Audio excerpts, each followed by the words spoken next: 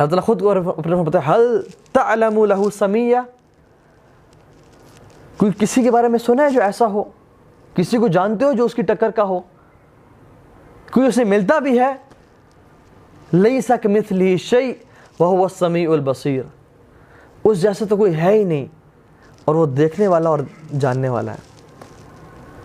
سبحان اللہ، اللہ تعالیٰ کے بارے میں انسان جتنا پڑھتا جائے، اللہ تعالیٰ اپنے بارے میں فرماتا ہے وَعِندَهُ مَفَاتِيحُ الْغَيْبِ لَا يَعْلَمُهَا إِلَّا هُوَ، اس کے پاس غیب کی چابیاں ہیں، اس کے سوا کوئی ان کو نہیں جانتا،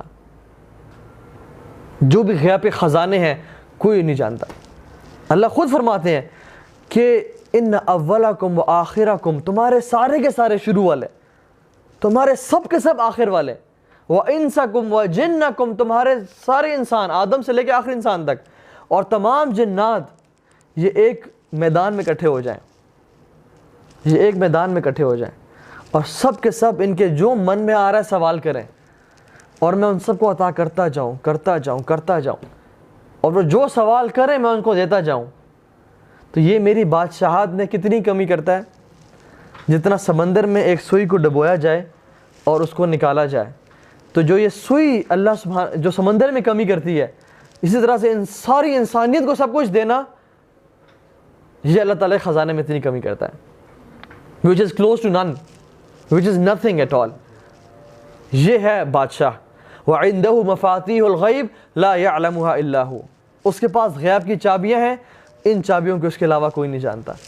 فرمایا يَعْلَمُ مَا فِي الْبَرِّ وَالْبَحْرِ، جو کچھ سمندروں میں ہے، پانی میں ہے، اور جو کچھ زمین پہ ہے، وہ سب کچھ جانتا ہے۔ وَمَا تَسْقُطُ مِن وَرَقَةٍ إِلَّا يَعْلَمُهَا، اور ایک پتا بھی نہیں گرتا حالانکہ اس کے علم میں ہوتا ہے، ایک پتا بھی اس کی اجازت کے بغیر نہیں گرتا، اور اللہ سبحانہ تعالیٰ کے علم میں ہے کہ اس پتے نے اپنے کس بل پہ گرنا ہے، اس طرف گرنا ہے یا اس طرف گرنا ہے۔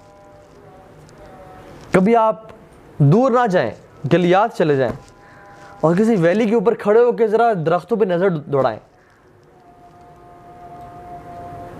اور ان کے پتوں پہ نظر دوڑائیں۔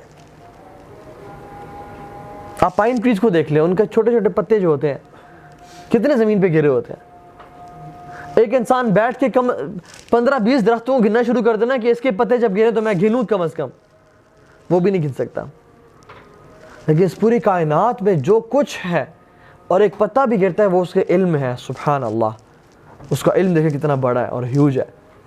اور اللہ تعالیٰ خود اپنے بارے میں کہتے ہیں وَمَا تَسْقُطُ مِن وَرَقَةٍ إِلَّا يَعْلَمُهَا، کوئی پتا بھی نہیں گرتا حالانکہ میرے علم میں ہوتا ہے وہ۔